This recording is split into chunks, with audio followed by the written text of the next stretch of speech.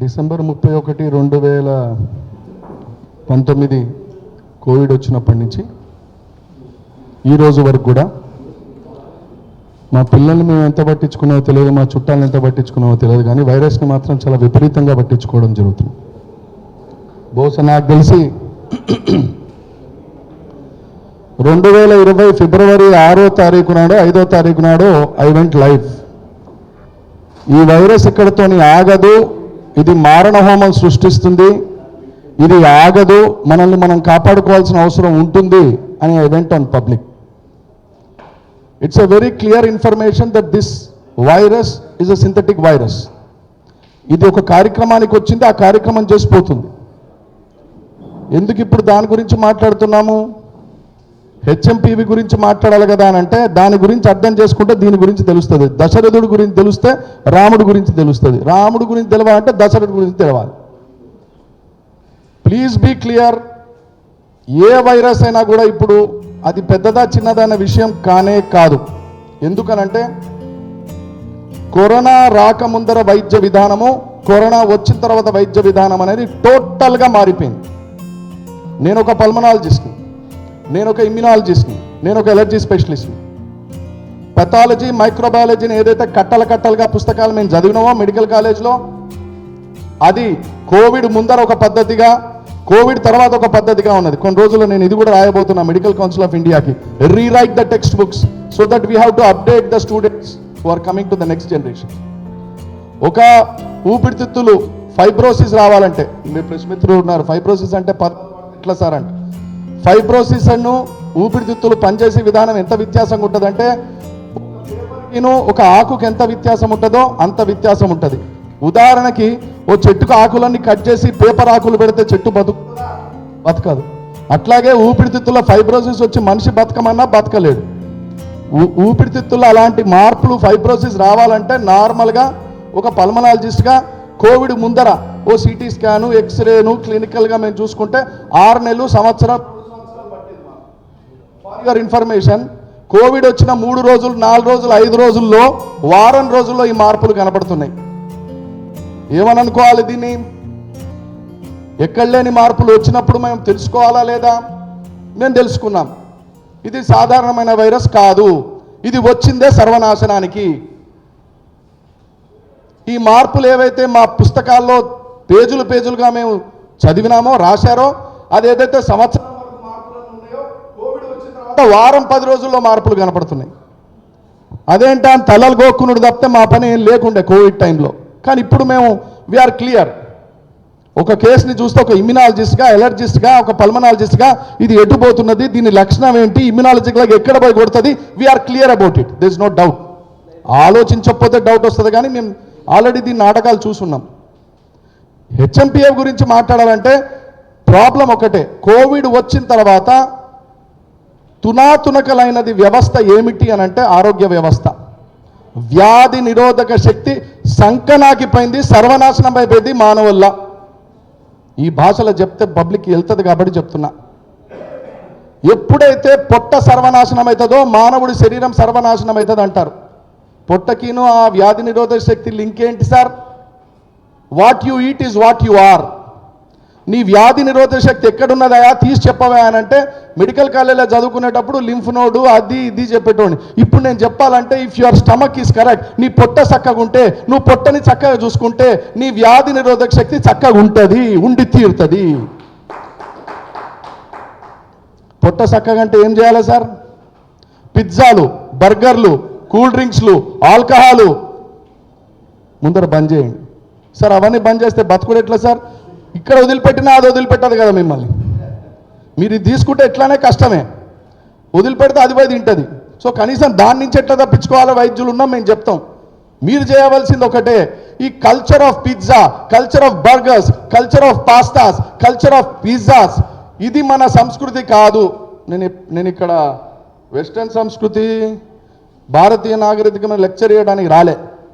నేనేం మాట్లాడుతున్నానంటే సంస్కృతి అంటే మన అలవాట్లు, సంస్కృతి అంటే మన నడవడిక, సంస్కృతి అంటే నేను తినే విధానం, నా అమ్మ నాకు నేర్పిన విధానాలు, వాళ్ళమ్మ వాళ్ళకి నేర్పిన విధానాలు. ఏంటా విధానము? పొద్దున్న లేవంగానే మంచి గట్టిగా రావుడు, లేదంటే పొద్దున్న లేవంగానే సద్దన్నం తినుడు, పొద్దున్న లేవంగానే మంచి పోషకాహారం తినుడు, పడుకునేటప్పుడు దేవుని దండం పెట్టుకొని పడుకునుడు.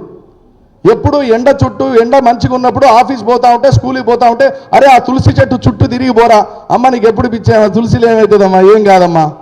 ఇప్పుడు నేను చెప్తున్నా తులసిలో ఎలక్ట్రోమాగ్నెటిక్ రేడియేషన్స్ ఉంటే తిరగాలి, అది తిరగడం మర్చిపోయి మొబైల్ చుట్టూ తిరుగుతున్నాం మనం. ఎక్కడైతే పాజిటివ్ వేవ్స్ వస్తాయో అది వదిలిపెట్టినాం, నెగిటివ్ వేవ్స్ ఎక్కడైతే వస్తున్నాయో పెట్టుకొని ఎక్కడ సందు దొరికితే అక్కడ మొబైల్ పెట్టుకొని తిరుగుతున్నాం. పెద్దలు పూజ్యులు ఎవరో చెప్పినారు ఎలక్ట్రోమాగ్నెటిక్ రేడియేషన్ వల్ల హాని ఉంటుందని. అయ్యా this is a breaking news for all of you. మీరు ఇట్లాగే కెమెరాలు పెడతారు, నా మాట గుర్తుపెట్టుకోండి. 5 సంవత్సరాల తర్వాత ఇదే కెమెరాలు, మీరు ఛానల్లో ఉంటారో లేదో నాకు తెలియదు కానీ ఇదే కెమెరాలు ఇదే లోగోలు మాత్రం ఉంటాయి. రేడియేషన్ ఇండ్యూస్డ్ ఇమ్యూన్ డ్యామేజ్, దాని మీద ప్రజలు పాటలు మళ్ళీ మనం ఇట్లే మాట్లాడుకుంటాం. అంతున్నదా సార్? అంతకన్నా ఎక్కువ ఉన్నది, చెప్పుకుంటూ పోతే లంచ్కి మళ్ళీ పోవాలనిపిస్తుంది. అయితే మరి హెచ్ఎంపీవీ సంగతి ఏంటి? కరోనా గురించి చెప్పాను. కరోనా వచ్చినప్పుడు వ్యాధి నిరోధక శక్తి నాశనం చేసిందని చెప్పాను. ఎప్పుడైతే ఆర్మీ జవాన్స్కి బుల్లెట్ ప్రూఫ్ జాకెట్స్ తీసేసి చేతుల రివాల్వర్ ఇచ్చి పాకిస్తాన్కి పంపిస్తే తునాతునకలైన ఛాతీతోని వాడు అక్కడ చచ్చిపోతాడు, లేదంటే పాక్కుంటూ ఇండియాకు వస్తాడు. ఈరోజు ప్రతి మానవుడి శరీరంలో వ్యాధి నిరోధక శక్తి same to same, no change. వ్యాధి నిరోధక శక్తి ఎప్పుడైతే క్షీణించిందో మీ గుండె మీద దెబ్బ పడుతుంది, మెదడు మీద దెబ్బ పడుతుంది, కాలేయం మీద దెబ్బ పడుతుంది, పొట్ట మీద దెబ్బ పడుతుంది, you name it we have it. ఇంతున్నాయి ఆసర్, ఇంతకన్నా ఎక్కువ ఉన్నాయి. మరి వ్యాధి నిరోధక శక్తి పెంచాలంటే ఏం చేయాలి? ఇంతకుముందు చెప్పాను. కొద్దిగా నడవడికి అడగండి, మీ తాతలు ఉంటే అడగండి, అమ్మమ్మలు ఉంటే అడగండి. అమ్మమ్మ ఎట్లాగన్నావే 9 మందిని, నీకు బలం ఎక్కడొచ్చిందే? I'm not joking, this is a powerful statement. 8 మంది 9 మంది వెనక తిరిగి చూసుకుంటే మన వాళ్ళు ఉండేటోళ్ళు, తిరిగి ముందర చూసుకుంటే ఒక్కడు పుడతాడా లేదా డౌట్ ఉన్న పరిస్థితి. This is a national calamity. వరదలు, బీభత్సాలు, ట్యాంకులు పడిపోవడం కాదు, కనలేకపోవడం, పిల్లల్ని కనలేకపోవడం, ఇదొక పెద్ద బీభత్సమైన సమస్య. మీకు తెలుసో తెలియదో, కొన్ని దేశాల పిల్లలు కనవడానికే డబ్బు ఇస్తారు. ఎక్కడ పోవాలి చెప్పండి సార్, ఇప్పుడే పోతాను అడగండి. కోవిడ్ వచ్చిన తర్వాత, కోవిడ్ వ్యాక్సినేషన్ అయిన తర్వాత కొన్ని భీకరమైన మార్పులు ఉన్నాయని 2025 జనవరి 5 నెట్లో చూసుకోండి, తెలుస్తుంది. పేజీలతో సహా PDF డౌన్లోడ్ అవుతుంది. మాకు ఇవన్నీ చెప్పలేదు కదా సార్. మీరు చెప్పరు, వినరు. కద్దరు బట్టలేసుకున్న రాజకీయ నాయకుల్ని ఎంతైతే న్యూస్లు చూడాలనిపిస్తుందో రాజకీయ నాయకులతో చేయొద్దని అనట్లేదు. అరే వైద్యం గురించి పట్టించుకోండి, ఆ డాక్టర్లు మాట్లాడేది పట్టించుకోండి, ఆ పిల్లం బిడ్డల్ని కాపాడుకోండి. మీరు ఈ కాకపోతే వాడనే బతుకుతాడయా, ఈ జీతం ఇక్కడ కాకపోతే ఇంకో దగ్గర వస్తుందయా.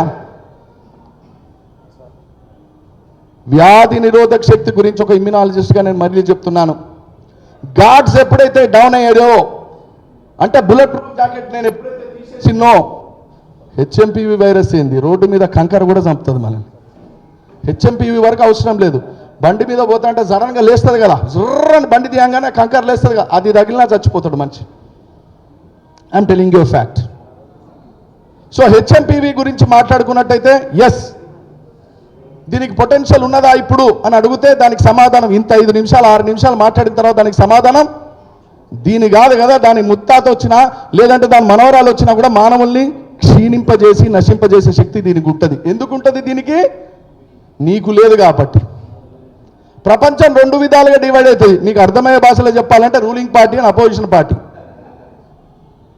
వ్యాధి నిరోధక శక్తిలో 2 ఉంటాయి.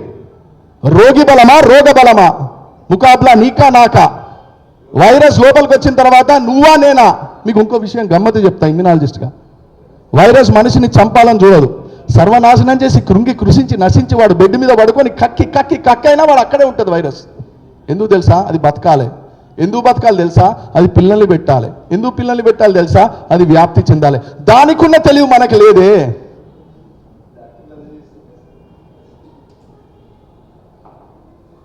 సో ఇక్కడ మనం తెలుసుకోవాల్సింది చాలా ఇంపార్టెంట్ విషయం. There is no change. Covid ఏ పాత్ అయితే పాటిస్తుందో హెచ్ఎంపీవీ అదే పాత్ పాటిస్తుంది. కోవిడ్లో ఏ బీభత్సం అయితే జరిగిందో హెచ్ఎంపీవీ బీభత్సం జరుగుతుందా అని అంటే ఒక పల్మనాలజిస్ట్గా, ఇమ్యునాలజిస్ట్గా అవకాశం ఉంది అని నేను చెప్తున్నాను. జరగకూడదని నేను ప్రార్థిస్తున్నా భగవంతుణ్ణి. లేదట సార్ ఇది చిన్నదేనంట వానపాములా కాదంట, వానపాము కంటే పిల్లనే నేను భావిస్తా. కానీ మన గార్డ్స్ లేవే, మన బుల్లెట్ ప్రూఫ్ జాకెట్స్ లేవే. పొద్దున్న లేస్తే ఎవడు దావత్ పిలుస్తాడు, పొద్దున్న లేస్తే ఏ బాటిల్ తినాలి, పొద్దున్న లేస్తే ఎక్కడ తాగాలి, ఎక్కడ సాయంత్రం పోయి తినాలి. I'm telling you very openly on the record. పొట్ట సర్వనాశనం అవ్వడానికి అతి కీలకమైన కారణం alcohol. I go on record. Revanth Reddy గారికి చేతులు వచ్చి జనం పెడుతున్నాను, మార్పులు చాలా తెచ్చిండ్రు. ఆల్కహాల్ మీద ఒక మనసు పెట్టండి సార్. పిల్లలందరూ చచ్చిపోతున్నారు, చిన్న చిన్న పిల్లలందరూ. అలవాటు లేని వాళ్ళు అలవాటు చేసుకుంటున్నారు. ఉన్నోడు పొట్టలు పెంచుతున్నాడు, వాడు ఉంటాడా పోతాడా తెలియదు. మంగళసూత్రాలు తెలియపోతున్నాయి, పిల్లలు రోడ్ల మీదకి వస్తున్నారు. ఇంత భయంకరమైన సిచ్యువేషన్ ఆల్కహాల్ వల్ల ఉంది. ఎందుకు మాట్లాడుతున్నాం ఇప్పుడు ఆల్కహాల్ గురించి? వ్యాధి నిరోధక శక్తి క్షీణించింది. కరోనా వచ్చిన తర్వాత, కరోనా వ్యాక్సిన్ తీసుకున్న తర్వాత పెను మార్పులు జరిగాయనే మాటలో సందేహమే లేదు. ఇలాంటి పరిస్థితుల్లో మనం ఏం చేయాలి? వ్యాధి నిరోధక శక్తిని కాపాడుకోవాలి. శత్రు చేతిలో ఎన్ని గన్నులు ఉన్నాయో తెలియదు మీకు. మీరు చేయవలసింది ఏంటి? పోయి ఒకసారి గన్ను చూపెడతావా అన్న, ఎన్ని బుల్లెట్లు ఉన్నాయి లెక్క పెడతా అన్నారు. మిమ్మల్ని మీరు కాపాడుకుంటారు. మిమ్మల్ని మీరు కాపాడుకోవాలి. ఎందుకు అనంటే మీరు బాగుంటారు, ఇంటికి పోతారు. మీకు విషయం తెలుసా అండి? కరోనా వ్యాక్సిన్లో ఇట్లనే కాలర్లు ఎగరేసుకొని తిరిగిన వాళ్ళందరూ కూడా ఇంట్లో పోయి వ్యాక్సిన్ వైరస్ అందించి వచ్చిండ్రు. అంటే దాని అర్థం ఏంటంటే రోడ్డు మీద నిప్పు తీసుకుపోయి ఇంట్లో పెట్టినావు అనమాట నువ్వు. You have literally carried the fire in to the house. నేను మీ అందరి ద్వారా ప్రజలకి చెప్తున్నా, అయ్యా నువ్వు బతుకు, పిల్లం బిడ్డల్ని బతికించు, వ్యాధి నిరోధక శక్తి పెంచు. ఎట్లా సార్? నెంబర్ 1, ఇంట్లో కాళ్ళ పసుపు రాసుకుంటే మనం చూసేది పిచ్చి, దీనికి కాళ్ళు పసుపు రాసుకుంటారు. మీకు విషయం, విచిత్రమైన విషయం చెప్తా. మనం ఇక్కడ తక్కువ మాట్లాడుతున్నాము. అమెరికాలో ఆసిమ్ మల్హోత్రా అని ఒక పెద్ద డాక్టర్ ఉన్నాడు, కార్డియాలజిస్ట్. వాళ్ళ నాన్నగారు కోవిడ్ వ్యాక్సిన్ తీసుకొని చచ్చిపోయినారు. గుండె రగిలిపోయింది ఆయనకి. అమెరికాలో ప్రాక్టీస్ వదిలిపెట్టి వచ్చి ఇండియాలో తిరిగి ఆసిమ్ మల్హోత్రా వాళ్ళ నాన్న అంత్యక్రియలు చేసి అమెరికాకి వెళ్ళిన తర్వాత మీలాగా నాలాగా మళ్ళా నౌకరీలో చేరలే, ఎంటబడ్డాడు. దీనికి పెద్ద సినిమా వచ్చింది ప్రపంచ స్థాయిలో కోవిడ్ వ్యాక్సిన్ మీద. నెట్లో కొడితే తెలుస్తుంది. నేను మాట్లాడే ప్రతి ఒక్కటి సత్యమే. ఆయన అన్నాడు, కోవిడ్కి వ్యాక్సిన్కి విరుగుడికి ఒక్కటే సార్ అని మూడు రీసెర్చ్లో బయటకు వచ్చినాయి. ఏమొచ్చినాయి సార్? నట్టికేస్ అని ఒకటి వచ్చింది కెమికల్, బ్రోమాక్సిన్ అని ఒకటి వచ్చింది కెమికల్, కుర్కిమిన్ అని వచ్చింది ఒకటి కెమికల్. ఈ 3 కెమికల్స్ 3 టాబ్లెట్లు తీసుకుంటే వ్యాక్సిన్ వల్ల అనర్థాలు సర్వనాశనం పటాపంచలు అయితే శరీరంలో అందరూ బ్రహ్మాండంగా బతకచ్చని అమెరికా వైద్య శాస్త్రాలు చెప్పింది. ఇక మీకు చెప్తా వినండి. నట్టికేస్ ఎక్కడదే అంటే సోయాబీన్లకి వెళ్ళి వచ్చింది. బ్రోమాక్సిలిన్ ఎక్కడి నుంచి వచ్చిందా? పైనాపిల్ నుంచి వచ్చింది. కుర్కిమిన్ ఎక్కడి నుంచి వచ్చిందయా? కాళ్ళకు రాసుకునే పసుపు నువ్వు మర్చిపోయినవా? వాడు ల్యాబ్లో పెట్టుకొని టెస్ట్ చేసి వాడు అమ్ముకుంటున్నాడు ఆ టాబ్లెట్లు. అర్థమవుతుందా? ఎండలో తిప్పాలి. ఎండలో తిప్పుడు అంటే ఎక్కడైతే సార్? పొద్దున్నే టిఫిన్ బాక్స్ పెట్టుకొని బండి వెనకాల పట్టుకొని పోవాలి, పంచుకొట్టాలి, బయటికి రావాలి, వాడు జావ కొడతాడు, మళ్ళీ ఉరకాలి, చేయాలి. ఈ కష్టాలు మీరు ఒక్కళ్ళు పడలే, మేము ఒక్కళ్ళు పడలే. నీ ముత్తాత పడ్డాడు, నా ముత్తాత పడ్డాడు, అన్నిటికంటే ఎక్కువ పడ్డాడు వాడు. We are in luxury mode. 3 generations back, 4 generations back, if somebody suffered, it is India. It is Indian grandparents who fought against the odd. ఒక నీరు లేక, నారు లేక, మట్టి లేక, సరిగ్గా లేక, దున్ని ఎండకి వాన అన్నకి తడిసి ఈరోజు నెంబర్ 1గా మనం నిలబడ్డాం ఇండియా అంటే that is the pride we hold. మన కొత్త కథలు చెప్పొద్దు ఎవరు. మనకు తెలుసు ఎటుపోతున్నాం, ఏం చేస్తున్నామని. మళ్ళీ పాయింట్కి వస్తున్నా. ఎండలో తిరిగే ప్రయత్నం చేయండి. 3, ఇంట్లో ఆడవాళ్ళు ఉంటే పసుపు రాసుకోమనండి. ఎందుకు కాళ్ళకి రాయాలి సార్ పసుపు? టాబ్లెట్ వేసుకుంటే కాదా? టాబ్లెట్ 100 రూపాయలు అవుతారా బాబా? నువ్వు పసుపు రాసుకుంటే మెల్లగా అబ్జార్బ్ అవుతుంది. For your kind information, the most easiest way of absorption of curcumin ఎక్కడయ్యా? స్కిన్. మరి ఇప్పుడు చెప్పండి, నా ముత్తాత నీ ముత్తాత పిచ్చోడా? మరి మనం పిచ్చోళమా? వదిలిపెట్టినాం కదా. మనం ఎంత దూరం వదిలిపెడుతున్నామో అన్ని రోగాలు మనం ఎంటబడుతున్నాయి. మన బాధ్యతగా మనం చేయవలసింది ఏంటంటే ఒక్కసారి యూటర్న్ చేసుకొని నీ తాత నా తాత ఏం చేసిందని ఉంటే ఫోన్ చేసి వెళ్ళండి, బతుకుంటే దగ్గరికి వెళ్ళి అన్న ఏం చేసినవే నువ్వు అని అడగండి. చెప్తారు. నాకన్నా విచిత్రమైన విషయాలు, మంచి విషయాలు చెప్తారు. నేను చెప్పే విషయాలు కొత్తవి కావు. 3వ ముఖ్యమైన విషయం చెప్తున్నాను. వైటమిన్ D3 డెఫిషియన్సీ చాలా మందిలో కనపడుతున్నది. ఒక ఇమ్యునాలజిస్ట్గా నా దగ్గరకు వచ్చిన ప్రతి పేషెంట్కి 100 మందిలో 70 మందికి వైటమిన్ D డెఫిషియన్సీ ఉంటుంది. ఖచ్చితంగా నేను టెస్ట్ చేయించి చూస్తాను. ఏమైతే సార్ వైటమిన్ D డెఫిషియన్సీ అయితే? వైటమిన్ డి డిఫిషియన్సీ ఉంటే పిల్లలు పుట్టడంలో ప్రాబ్లం ఉంటుంది. Vitamin D deficiency D3 deficiency ఉంటే మీ ఎముకల్లో ప్రాబ్లం ఉంటుంది. వైటమిన్ డి డిఫిషియన్సీ ఉంటే మీ నరాల్లో ప్రాబ్లం ఉంటుంది. వైటమిన్ డి డిఫిషియన్సీ ఉంటే మీ పొట్టలో ప్రాబ్లం ఉంటుంది. వైటమిన్ డి ఇట్లా చెప్పుకుంటూ పోతే సాయంత్రం అవుతుంది. సత్యమైన నెట్లో కొడితే తెలుస్తుంది. అంటే దాని అర్థమైంది 170% జనాభా లో లో లో లో. భారతదేశంలో కావాల్సింది కార్పొరేట్ హాస్పిటల్స్ ఇంకా వద్దే వద్దు. We have enough corporate hospitals. బ్రహ్మాండమైన వరల్డ్ క్లాస్ కార్పొరేట్ హాస్పిటల్స్ వచ్చినాయి. మనకు కావాల్సింది ఏంటండి? Integrated model of working wellness centres in this country.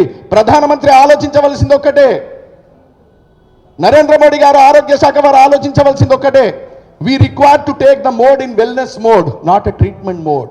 We require to identify the disease well before in advance, not the treatment aspect on the ICU bed. ఇది మనం అడగాలి. నాకు నా పిల్లం బస్సులో పోతున్నది, ఫ్రీ వస్తుందా లేదా, అది కాదు. అది రేవంత్ రెడ్డి గారు చూసుకుంటారు. మనం చూసుకోవాల్సింది ఏంది? Weather this point is there or not. లాస్ట్కో చెప్తున్నా, చాలా ఇంపార్టెంట్ విషయం. దయుంచి రోడ్డు మీద ఉన్న చెత్త చెదరం అంతా నా పొట్టలో పోవాలని అనుకోవద్దు. రోడ్డు మీద ఇవాళ రేపు తయారు చేసే పదార్థాలు ఏవైతే ఉన్నాయో, కల్తీ పదార్థాలనండి, విషపూరితమైన పదార్థాలనండి, నూనె పదార్థాలనండి, అవన్నీ కూడా పొట్టలో పోయి దెబ్బతీస్తాయి. అన్నలారా తమ్ములారా, నేను మీ అందరికీ చేతులు జోడించి నమస్కారం చేసి చెప్తున్నా, gut lung axis, gut brain axis, gut bone axis, gut blood axis.